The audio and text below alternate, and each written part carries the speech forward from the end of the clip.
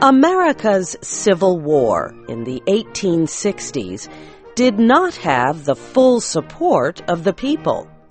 Many said they did not care who won, North or South.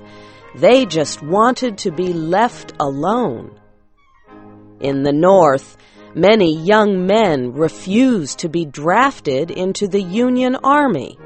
Some of their protests turned violent. Southern leaders were pleased with the anti-war movement in the North. Confederate General Robert E. Lee saw it as a sign of weakness in the Northern war effort. He also saw it as an opening for a military victory. Lee hoped for a final, decisive blow that would bring the war to an end. This week in our series, Kay Gallant and Harry Monroe talk about General Lee's campaign north to Gettysburg, Pennsylvania. Gettysburg was a small town. Many roads came together there. Robert E. Lee needed those roads to pull his army together quickly. He had 70,000 men in all, but they were spread over a wide area of southern Pennsylvania. Some were at York to the east. Some were at Carlisle to the north, and most were at Chambersburg to the west. All of them were ordered to move against the Union force at Gettysburg. General Robert E. Lee had not planned to go to Gettysburg. He had planned to capture Harrisburg, the state capital, and then Philadelphia. If successful, he would turn south to seize Baltimore and Washington. Lee had not worried about the large Union Army of the Potomac. He believed it was far behind him in Virginia. But Lee was wrong. The Union Army had followed him, and it had reached Gettysburg first. The first group of Northern soldiers formed a thin line of defense outside Gettysburg. The first group of Southern soldiers attacked this line. It was the morning of July 1st, 1863. When the guns began to roar, both sides hurried more men to the front. After hours of fighting, the Confederates had pushed the Union soldiers back through the town. The Union soldiers formed a new line along a place called Cemetery Hill. General Robert E. Lee decided not to attack the hill immediately. He would wait for more men. But as he waited, more and more Union soldiers arrived. By sunrise the next day, Lee's 70,000 men faced a Union army of 90,000 men.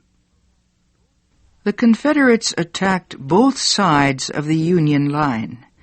They moved the Union soldiers a little, but then the Union soldiers came back again. The Confederates could not hold the line. The fighting stopped at sunset. Union Commander George Meade met with his generals. He said he was sure General Lee would attack again the next day. The next attack, Meade said, would be against the center of the Union line. Meade was right. Lee planned to send 15,000 men against the Union center. They would be under the command of General George Pickett.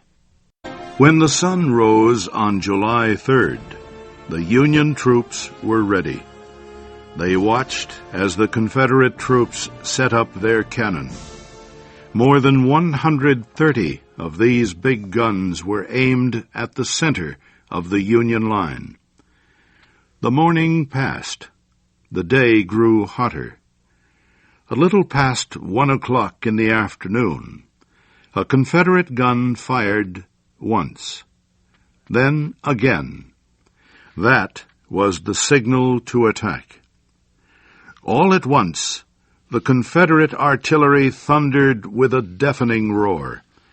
The cannon sent iron and smoke into the Union soldiers on Cemetery Hill.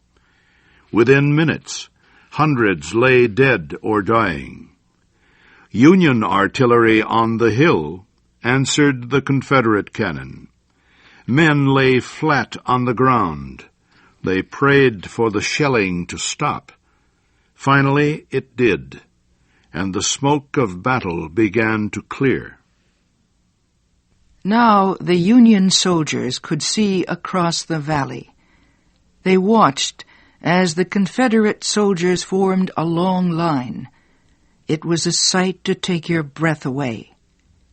Facing Cemetery Hill, the Confederates stood shoulder to shoulder in a line almost 2 kilometers long. Sunlight shone from their guns. Their battle flags waved. Slowly, the line began to move. It seemed more like a parade than an attack. Shouts went up and down the Union line. Here they come. Here come the rebels. Thousands of Confederate soldiers moved across the valley outside Gettysburg. Union artillery opened fire. The guns tore open big holes in the Confederate battle line. But the Southerners kept moving forward up the hill. Union soldiers rose up from behind stone walls and fallen trees. They poured even more gunfire into the Confederate line. More and more bodies fell to the ground. Still, the line moved forward. A few Confederates reached the Union line, but not enough to seize it. They were shot down. Suddenly, the Confederates began racing down the hill. Many raised their hands in surrender. 15,000 began the attack. Only half returned. The Battle of Gettysburg was over. The Union commander, General Meade, was told that the Confederate attack had been broken. He said simply, "Thank God." The Confederate commander, General Lee, said, "This has been a sad day for us. A sad day." Lee's invasion of the North had failed. There was only one thing he could do now: retreat. He must get his army back to Virginia. He could only hope that the Union Army was hurt too badly to chase him. The line of wagons carrying wounded soldiers was 25 kilometers long. Many of the wounded needed treatment, but the wagons were not permitted to stop for any reason. Suffering was terrible. An officer who led the wagon train said he learned more about the horrors of war on that one trip than he had learned in all of his battles. 20,000 Confederate soldiers were killed, wounded, or listed as missing in the Battle of Gettysburg. 23,000 Union soldiers were killed, wounded, or missing. General Meade lost so many men that he was in no hurry to chase General Lee. He believed it might be best to let Lee escape than to take a chance on losing what remained of the Army of the Potomac. Meade waited for a week until his army was stronger, but by then Lee and his men had crossed safely back into Virginia. President Abraham Lincoln was angry. He had told General Meade that driving the Confederates out of the North was not enough. The Southern Army must be destroyed. "We had them," Lincoln said.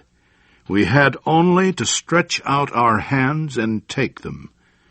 and nothing I could do or say could make the army move. President Lincoln believed that General Meade had made a mistake, but he felt that the general had ability. Lincoln was thankful for what Meade had done at Gettysburg. He said Meade would continue to command the Army of the Potomac. In November of 1863, President Lincoln went to Gettysburg. He attended the opening of a new burial place for the Union soldiers who had died in the great battle there. The governor of Pennsylvania had asked the president to say a few words at the ceremony. Lincoln agreed. He felt it was his duty to go, to honor the brave men who lost their lives to save the Union. Lincoln hoped his words might help lift the spirit of the nation. Lincoln did not have much time to prepare his speech. He wrote it down the night before the ceremony. Lincoln was sure the speech was not a good one, but it came to be one of the most famous speeches in American history.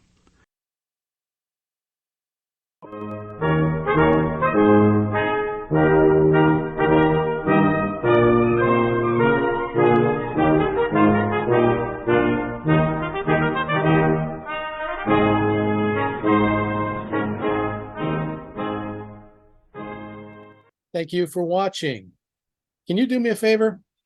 Please leave a comment in the comments section below. That would really help. Thank you, and see you again soon.